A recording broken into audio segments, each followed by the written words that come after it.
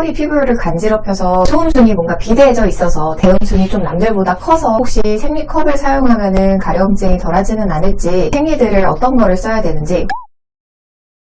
안녕하세요. 아토피를 이겨내는 한의사 이문규 원장입니다.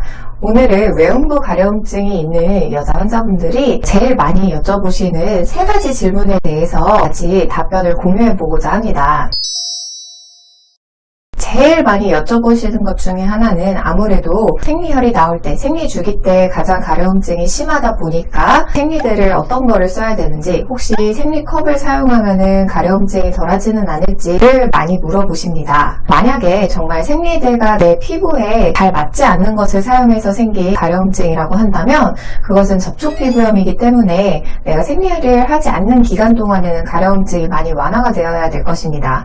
피부의 염증, 그러니까 건조하거나 각질이 일어나거나 진물이 나거나 이런 증상도 당연히 줄어들어야겠죠. 근데 생리를 할 때보다 조금 덜하다 뿐이지 그 외의 기간에도 가려움증이 지속된다면 이거는 생리를 할 때 습해서 더 가려움증이 심해지는 것일 뿐이지 생리대를 잘못 사용해서 생긴 가려움증은 아닙니다. 그렇기 때문에 아무래도 면으로 된 통풍이 조금 더 잘 되는, 그리고 조금 습한 느낌이 덜한 생리대를 사용하시면 도움은 되겠지만 오로지 그것만으로 외음부의 가려움증이 완전히 없어지지는 않습니다. 처음 생리를 시작했을 때를 생각해 보셔도 금방 생리대 자체가 문제가 아니라는 것을 아실 수 있을 것입니다. 아마 처음에 생리를 시작했을 때도 뭔가 생리혈, 피가 나오니까 습하다 이런 느낌을 받으셨지 처음부터 생리를 할 때마다 가려움증을 느끼지는 않으셨을 것입니다.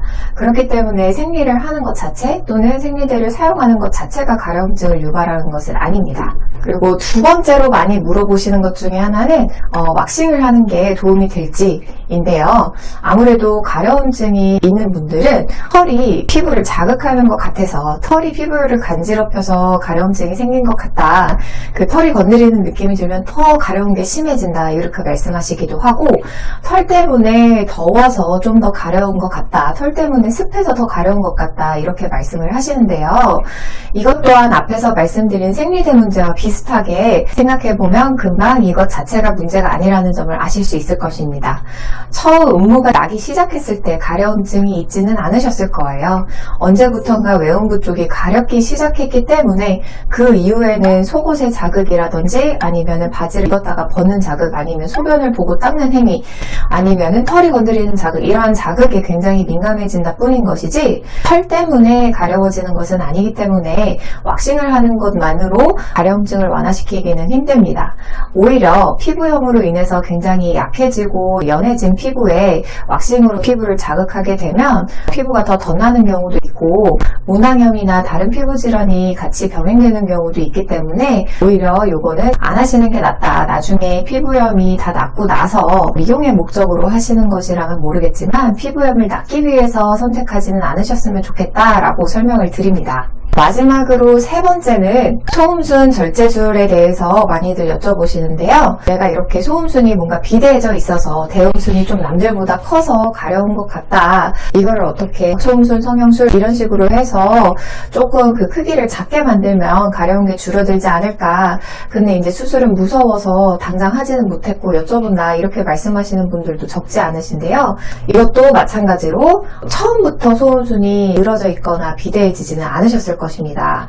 가려워서 긁다 보니 또는 긁지 않으려고 피부를 계속 꼬집다 보니 연약한 피부가 점점 늘어나게 되면서 그 늘어난 부위로 질 분비물이 더 잘 끼는 느낌이 들어서 습해지는 것이지 오로지 소음순의 형태만으로 가렵다라고 보기는 어렵습니다. 실제로 저희 한의원에 처음에 가려움증이 심해서 이런저런 치료를 하다가 소음순이 비대해져 있어서 늘어져 있어서 이것 때문에 더 가려울 거다, 수술을 하는 거를 권장한다 라는 얘기를 듣고 수술까지 하셨는데도 불구하고 그 가려움증이 지속돼서 내원하시는 분들이 적지 않았습니다. 수술 직후에는 가려운 게 좀 덜하다가도 다시 컨디션이 좋지 않으니까 가려워지기 시작했다. 근데 지금은 다시 그 소음순이 비대해지거나 긁어서 늘어나거나 이런 상황이 아닌데도 이렇게 가려우면 도대체 뭐가 문제인 거냐? 라고 하시면서 내원을 하시는 것입니다. 또한 소음순의 형태는 정상적인 상황에서도 약간 늘어져 있거나 좌우가 크기가 조금 다른 경우도 있습니다. 우리가 얼굴이 완전히 좌우가 대칭이 아니듯이 소음순 또한 완전히 좌우 대칭이 아닐 수 있기 때문에 오로지 그것 때문에만 가려움증이 생겼다라고 생각하지는 않으셨으면 좋겠습니다. 그러면 도대체 생리대의 문제도 아니고 털의 문제도 아니고 소음순의 형태 문제도 아닌데 왜 이렇게 외음부 가려움증이 잘 낫지 않을까에 대해서 굉장히 답답하게 느껴지실 것입니다. 근데 제가 이 세 가지 부분을 다 말씀드리면서 공통적으로 설명드린 게 그것 때문에 가려운 게 아니다. 그것 때문에 습하게 느끼는 것이 아니다 라고 설명을 드렸습니다. 정답은 사실 여기 안에 있습니다. 이런 세 가지 문제뿐만이 아니라 냉대하증이라든지 잔뇨감에 의해서 습한 외음부 쪽으로 습한 느낌을 계속해서 느끼기 때문에 피부의 가려움증 또한 잘 낫지 않는 것입니다. 일반적으로 냉대하증은 조금 생소하게 느껴지실 수 있는데요. 질염에 걸리거나 했을 때는 당연히 질 분비물이 굉장히 양이 늘고 냄새도 조금 변할 수 있고 형태가 변할 수 있는데 질염에 걸리지 않은 상황에서도 냉의 양이 늘어나서 습해지는 것, 이것을 냉대하증이라고 얘기를 합니다. 질염에 걸린 게 아닌데도 왜 이렇게 질 분비물이 늘어날 수 있을까, 그리고 가려움증을 유발할 수 있을까에 대해서는 제가 일전에도 영상을 찍어 두었기 때문에 그 부분을 참고하시면 좋을 것 같고요. 반대로 냉대하증이 완화가 된다면, 그리고 잔뇨감이 완화가 돼서 내가 외음부 쪽으로 습하지 않고 포송포송한 느낌, 그 상쾌한 느낌을 받게 된다면 확실히 가려운 것이 덜해질 것입니다. 피부 자체는 이미 습하면서도 건조할 수 있는데 피부를 계속해서 긁다 보니 손상이 돼서 생긴 것이지 정말로 외음부가 건조해지면서 가려움증이 생기는 경우는 많지 않기 때문입니다. 오늘은 이렇게 외음부 가려움증이 있을 때 환자분들이 제일 많이 여쭤보시는 세 가지 부분에 대해서 알아보았는데요.